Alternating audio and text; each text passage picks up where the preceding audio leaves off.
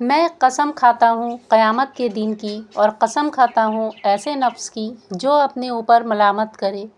آگے منکرین بعض پر رد ہے، یعنی کیا انسان خیال کرتا ہے کہ ہم اس کی ہڈیاں ہرگز جمع نہ کریں گے؟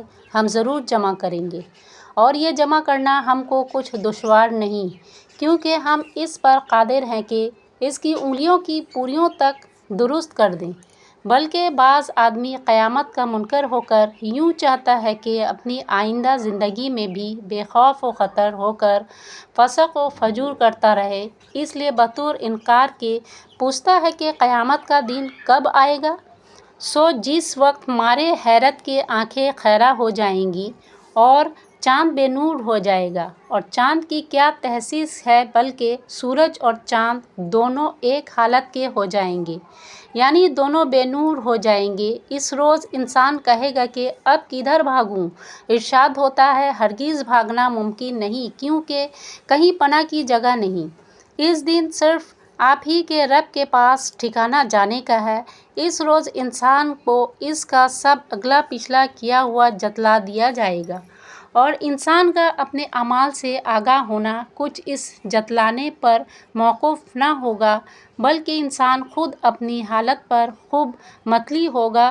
گو باقاعدہ سے طبیعت اس وقت بھی اپنے اہل حوالے پیش لائے، اور اے پیغمبر آپ قبل وحی کے ختم ہو چکنے کے قرآن پر اپنی زبان نہ ہلایا کیجیے تاکہ آپ اس کو جلدی جلدی لیں، کیونکہ ہمارے ذمہ ہے آپ کے قلب میں اس کا جمع کر دینا اور آپ کی زبان سے اس کا پڑھوا دینا، اور جنت ہمارے ذمہ ہے۔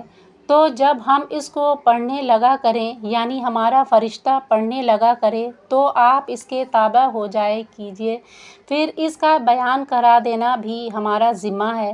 اے منکر قیامت کی بابت، جیسا کہ تم سمجھ رہے ہو ہرگز ایسا نہیں، بلکہ صرف بات یہ ہے کہ تم دنیا سے محبت رکھتے ہو اور آخرت کو چھوڑ بیٹھتے ہو۔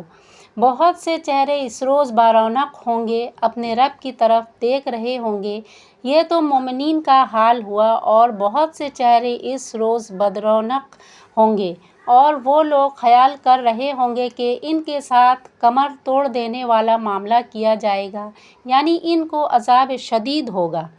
ہرگز ایسا نہیں، جب جان ہتھیلی تک پہنچ جاتی ہے اور نہایت حسرت سے اس وقت کہا جاتا ہے کہ کوئی جھاڑنے والا ہے، اور اس وقت وہ مردہ یقین کر لیتا ہے کہ یہ مفارقت دنیا کا وقت ہے، اور شدت سکرات موت سے ایک پنڈلی دوسری پنڈلی سے لپٹ جاتی ہے۔ اس روز میرے رب کی طرف جانا ہوتا ہے، تو اس نے نہ تو خدا اور رسول کی تصدیق کی تھی اور نہ نماز پڑھی تھی، لیکن خدا اور رسول کی تکذیب کی تھی اور احکام سے منہ موڑا تھا، پھر ناز کرتا ہوا اپنے گھر چل دیتا ہے۔ تیری کم بختی پر کم بختی آنے والی ہے، پھر مگر مقرر سن لے کہ تیری کم بختی پر کم بختی آنے والی ہے۔ کیا انسان یہ خیال کرتا ہے کہ یوں ہی محمل چھوڑ دیا جائے گا؟ کیا یہ شخص ابتدا ہی میں محض ایک قطرہ منی نہ تھا، جو عورت کے رحم میں ٹپکایا گیا تھا، پھر وہ خون کا لوتھڑا ہو گیا، پھر اللہ تعالیٰ نے اس کو انسان بنایا، پھر اعضاء درست کیے، پھر اس کے دو قسمیں کر دیں، مرد اور عورت؟ تو کیا وہ خدا جس نے ابتدا میں اپنی قدرت سے یہ سب کچھ کیا، اس بات پر قدرت نہیں رکھتا کہ قیامت میں مردوں کو زندہ کرے؟